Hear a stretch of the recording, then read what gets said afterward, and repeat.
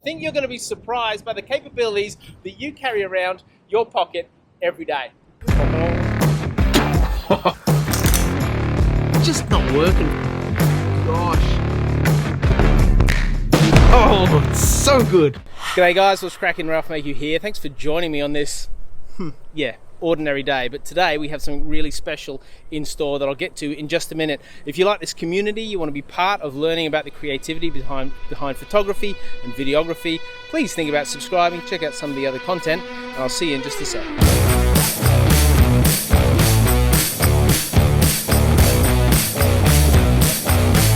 Alright guys, we chose the windiest day of the year to come down to the Spit, and I found this fella. This is Shayne Mostyn, who has a YouTube channel that's just blowing up. He's from Victoria, as you can tell. Look what he's wearing. It's freezing out here, mate. It's pretty warm. I shouldn't have worn the jacket at all. Anyway, we are going to put his phone, up against my camera, and well, you can be the judge of which results you think are best, but I think you're going to be surprised by the capabilities that you carry around your pocket every day. Well, what we're going to do is we're going to use today, we're going to shoot down this jetty here underneath with the iPhone 12 Pro Max, and we're going to put it up against Ralph's Z6. Come on. Full frame, mirrorless Nikon Z6. Let's give it a go. Have a look at this. You see this yellow stuff here? Not the sand. The other stuff, it's called sunshine. Live in surfer's paradise. Finally got some sunshine. The surf is not paradisical. Have a look at this. The surf is, well, it's raging. It's like a washing machine out there, choppy as anything, and the wind is blowing a gale, as you can probably hear. The challenge before us today is, can I take a better shot than Shayne using my gear? So because it's so bright, I've got to put a filter kit on. It's a Nissi filter kit and comes with a bracket. So I have a step-up ring from 72 to 82, I think it is. And then this funky little bracket which locks in place here. Woo, nice one, Nissi. So that flips on the front. And then what you do is you drop your filters into it. And so I've got a 6-stop in here. And then I've got a 3-stop, which gives me 9 stops. That means if I expose normally, the minimum I can shoot on would be, say, a 20th of a second, but I can now go 6 stops above that, which means, I'm going to shoot at 10 seconds, which is going to make it super smooth, hopefully get a reflection off those pylons into the water, which should look magnificent. So 10 seconds with 9 stops worth of filter on gives me an f-stop of 16 at an ISO of 100, because you can't go lower than 100. Well, I can't with this machine. Pull the trigger, and here we go. You pumped? All right, let's see how we go. Oh, look at that, nice and smoothed out. Even get a little bit of a reflection. Woo-hoo-hoo! Looks nice. And that didn't take long at all. It's not like you got a phone and you can just bust that out of your pocket and pull a shot off like this. Like this takes a bit of finesse. There's no way, surely, that my mate Shayne is going to tear this apart with his phone in this setting. I reckon what I've got is going to take some beating on a phone. Surely.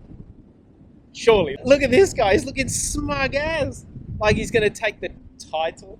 He's got a phone, folks. A phone. I tell you what, if his shot is any good, you got to hit him up his channel. In fact, aside from that, you should hit up his channel because, whew, amazing. And we start at the same time, and just check out his channel, and you will see that it's quality, quality, quality all the way, and will equip you with that thing you got in your pocket. One of the advantages of the gear that he carries around is it's just like a little tripod and his phone.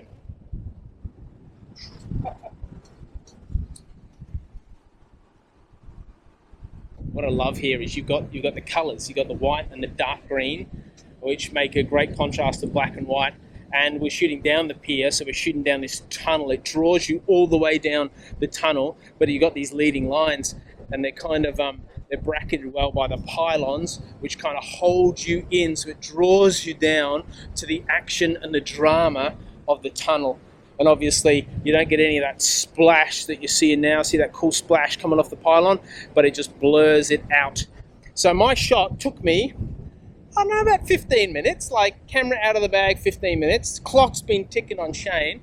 This is what he's lined up. What app are you using? It's called the Spectre app. It's about $5 in the App Store in Australia. It's about, you know, $2 or something in the US. And you're going to need your phone. Spectre is actually a really good app in that you don't need to have a tripod to actually use this. You can just do it handheld. It's got a neat little icon down the bottom there, a good graphic to show you that you're moving the camera too much and you need to calm down with it. So it's a really good tool for keeping it handheld, doing long exposures. Well, we're going to shoot for 9 seconds here, and we'll see which one's easier and which one's better. I've got a feeling one's easier, and I've got a feeling the other one's probably better.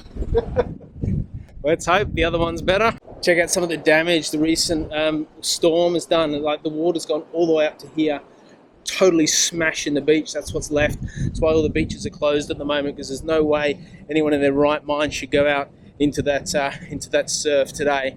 It's going smashing on the surf wall up there, on the spit wall up there, which we can't actually access because it's all boarded off at the moment. But here's the man in action. So we'll set this up on the tripod. It's sitting there. The icon's kind of going funky a little bit. I've got a feeling it has to do with the gyroscope that the iPhone uses. We're going to go into 2x zoom. There's half zoom. 2x zoom. We'll touch down the center there for the focus. The composition of this is pretty good with the leading line through the middle there. I'm going to go with 9 seconds as you change it up the top here. We'll leave it at 9 seconds, hit the green for go, and we wait.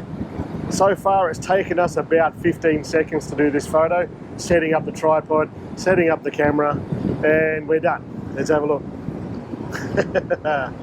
Oh yeah, that's good. Look, if you have a look at the posts here, it's nicely in focus. As I touch the screen, you'll see that it's actually a live photo. The same live photo, the live functionality that you get on the iPhone, it's doing exactly the same thing here, just for 9 bloody seconds. That's pretty cool. We'll edit this one up. I think these mobile phone photographers are nutters. Look at him. He's just going to walk into the ocean. What's he doing? Here comes the king tide, folks.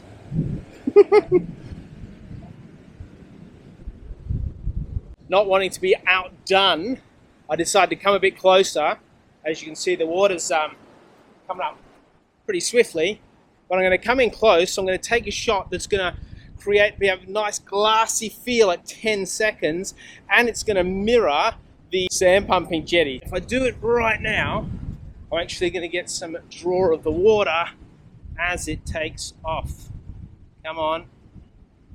Let's see how we go. Oh, it's looking good. I'm excited. I've got a bit of water coming in. I've got a bit of water going out.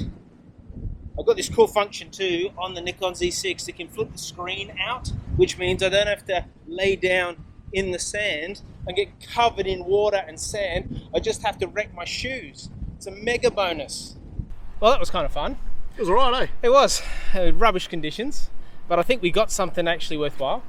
Fairly decent. I know I did. Remains to be seen about me. So there you go, long exposure photography. What's your camera worth? Yeah, a little bit. Probably the gear I was using all up, maybe $3.5 grand. $3.5 grand versus $1,800 Australian dollars, worth nothing. I'm lugging all this gear down the beach, and he rocks up with like this, and a bit of a stand, and he's good to go. And as you'll see in just a sec, the quality will speak for itself. Let's have a look at these two photos. Here's the what was it? Nikon Z6. Yep, that's it. Edited in Lightroom by this fella. Come on. Have a look. Woo.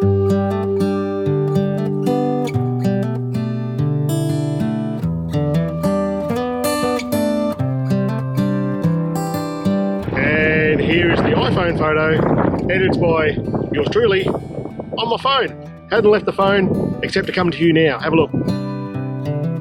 This is as good a day as any to start the rebuilding of life. How did you first get into it?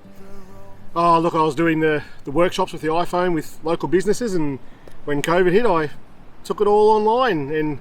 And where I live, down in central Victoria, there's no light pollution. We're pretty well in the outback, if you like, and the skies that we have at night time are just superb. So I'll show you how to take photos of the stars with your phone, and it's pretty bloody impressive.